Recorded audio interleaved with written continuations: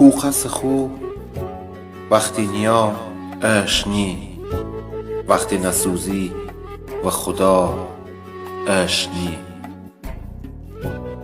در بدری هم قدم پا منه، چشم ربستم که بیا اشنی.